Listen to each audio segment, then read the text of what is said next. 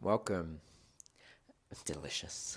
Um, this video is for you if you felt like you had so much to share, but when the moment comes, something inside you freezes, like there's a lump in the throat or a pressure in the belly.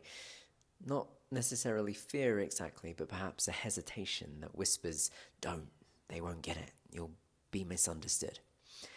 And I get it. I understand. I've been there myself too, after being publicly bullied on social media by a well known name for sharing something that I express with them privately. I was afraid to share myself online, and it's taken a lot of self study and integration to digest that scar and arrive at this space of feeling confident to express myself again. And that's exactly why I've created this video, to help you reconnect with the part of yourself that's not afraid to be seen. Because when you find that part, confidence stops being something you perform and instead is something that you remember. It's something that you become. And this is why I synthesized this short story. For when you're feeling a struggle of anxiety around being seen, or a longing to share your truth more boldly, this story is designed to support you in navigating and moving through that. Prem and the skyscraper within. And the accompanying mantra is Viśvāsa-Śakti, confidence, power. Viśvāsa-Śakti, confidence, power. Thank you, auto scroll. Prem had been always a little too magical for the village, too radiant, too knowing. When he spoke, the elders would nod and later repeat their words as if they'd thought them up themselves. Over time, Prem spoke less and less, not from fear, but from confusion. What's the point of sharing, they wondered, if no one sees me when I do? One afternoon, wandering into the hills, Prem stumbled upon a narrow cave entrance. A sound called them in, something between a hum and a heartbeat. The cavern opened to reveal a glowing waterfall, cascading in slow motion, but not downwards, upward. They watched as droplets ascended, carrying blue stones into the air. One paused before her belly, a shimmering sapphire orb. It pulsed, then split into four. A voice rose from within the waterfall. Confidence is not what others give you. It's the power to keep flowing even when you're not received. Prem felt it, that rising surge. Not the kind that demanded applause, but the kind that said, I am here and I'm flowing, whether you notice or not. When they returned to the village, they didn't speak louder. They just spoke, not for validation, but for truth.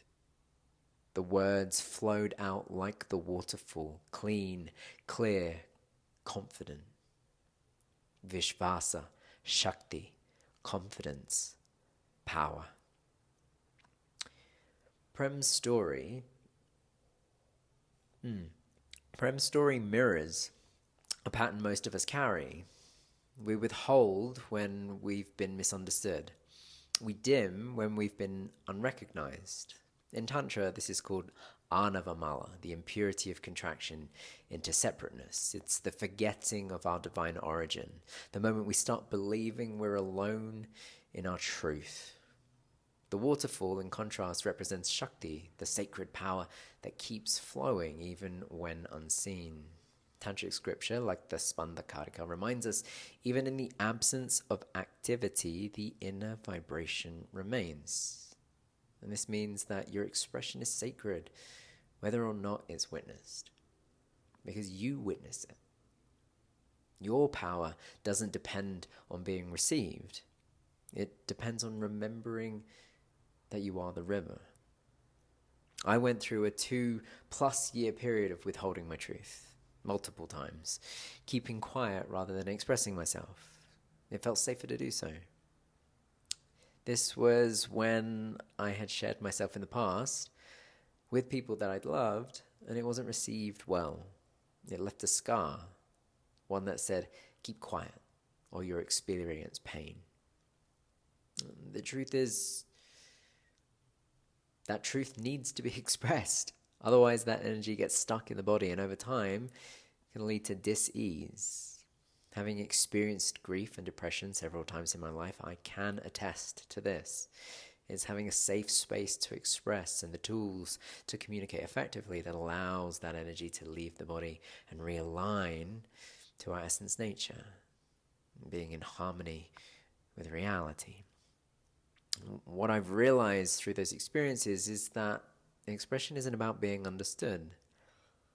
It's about being authentic. When I stop trying to manage how others receive me, I finally feel free. And this is where Tantric Conversational Hypnotherapy comes in, because most people try to think their way to confidence. They analyze the past, they force positive thinking. I did. But the contraction isn't in the mind, it's in the body. That knot in the belly, that tightening in the throat, those are emotional imprints of old moments when expression didn't feel safe. And through Tantric Hypnotherapy, we don't fight those sensations, we listen to them. They have something they're trying to communicate. They're trying to keep us safe, as they did at one point in time. And now it's an opportunity to allow the subconscious to unwind the stories stored inside the nervous system, and instead of fixing the fear, reframe it as energy that simply wants to flow again. The conversation itself becomes the healing, as words, pauses, and presence guide the unconscious mind to reorganize itself naturally. Confidence then arises not as a performance, but as remembrance. You're not learning to speak up. You're remembering what it feels like to flow. So if you've been feeling the pull to express more, to share your truth, to show up online, or simply to stop hiding, I want you to know this. Your voice is not a mistake. It's a sacred instrument of creation. And if you'd like to find it again, to tap into the most powerful tool we have as human beings, which is the ability to express ourselves through language, then I'd love to support you in that.